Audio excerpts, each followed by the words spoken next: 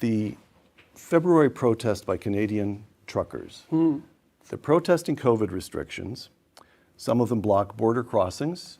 Some of them snarl the capital city of Ottawa. A quotation, then a video clip. Here's the quotation. You, in a message you taped for the protesters, I'd like to commend all of you for your diligence and work on accomplishing what you have under trying conditions, and also for keeping your heads in a way that's been a model for the entire world, close quote. Now the clip. It has to stop. The people of Ottawa don't deserve to be harassed in their own neighborhoods. They don't deserve to be confronted with the inherent violence of a swastika flying on a street corner, or a Confederate flag, or the insults and jeers just because they're wearing a mask. That's not who Canadians are. All right, so I can hardly even look at him.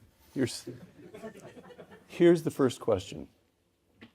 How can discourse in a great democracy have become so polarized that Jordan Peterson and the Prime Minister look at exactly the same set of events and come to opposite conclusions about them? Well, he's lying, and I'm not.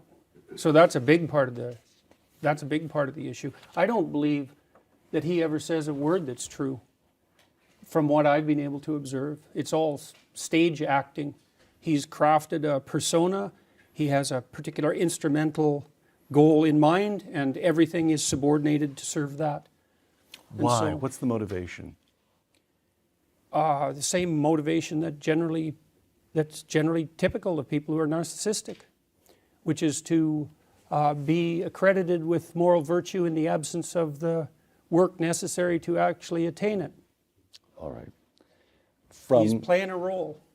You know, the swastika thing, it's like really just untrue. About Canadians. Really, we're going to be worried about Nazis in Canada? Because I had protests, for example, where people accused me of attracting Nazis. First of all, that just isn't a thing in Canada. There isn't a Nazi tradition. And I don't know anyone in Canada who's ever met anyone who's met someone who was Canadian and who was a Nazi. And so that's just a non-starter. And so when that sort of thing gets dragged into the conversation, right off the bat, you know, the Canadians shouldn't be subjected to the inherent violence of a swastika. First of all, it's not even obvious what that swastika was doing there. There's reasonable evidence to suggest that the person who was waving it was either a plant or someone who was making the comment that that was what was characteristic of the government, not of what they believed.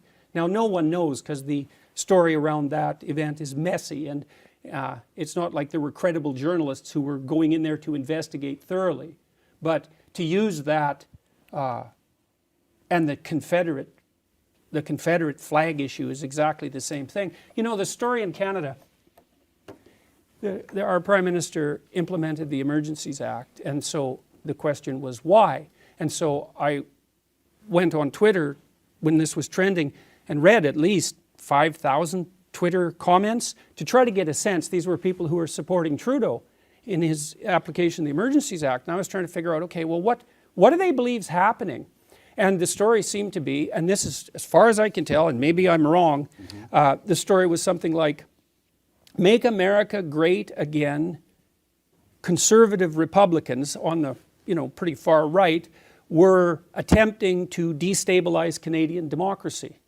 And so my question was, well, what makes you think they care, first of all, about Canada and its democracy? And second, why in the world would they possibly do that? You need a motive for a crime like that. And that was at the same time the CBC was insisting, the Canadian Broadcasting Corporation, which is subsidized by the Liberals to the tune of $1.2 billion a year, was insisting that most of the money that the truckers raised was foreign financed. If it wasn't the bloody Russians, then it was the American conservatives.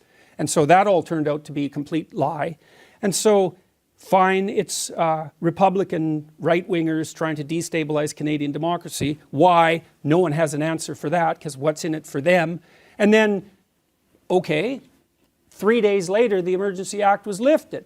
And I thought, okay, now what are they going to make of that? What could possibly be the rationale for that? And the rationale was, well, that just shows you how effective he was. We had this coup. ready to go that was financed by Americans, apparently, and our Prime Minister acted so forthrightly that we only needed to be under the strictures of the Emergency Act for 3 days. It's like, okay, I don't even know what sort of world I exist in where those things are happening. So, and then Canadians, why do Canadians buy this to the degree they do? And I think they're faced with a hard choice, because in my country, for 150 years, you could trust the basic institutions. You could trust the government. It didn't matter what political party was running it. You could trust the political parties, right from the socialists over to the conservatives. The socialists were mostly union types, and they were trying to give the working class a voice, and honestly so. You could trust the media. Even the Canadian Broadcasting Corporation was a reliable source of news. None of that's true now, and so Canadians are asked to make a hard choice, or were in the truckers' convoy situation, and the choice was, well, either all your institutions are almost irretrievably corrupt, or the truckers were financed by like right-wing Republican Americans. Well, both of those are preposterous. You might as well take the one that's least disruptive to your entire sense of security. And so I think that's what Canadians did, mostly. All right.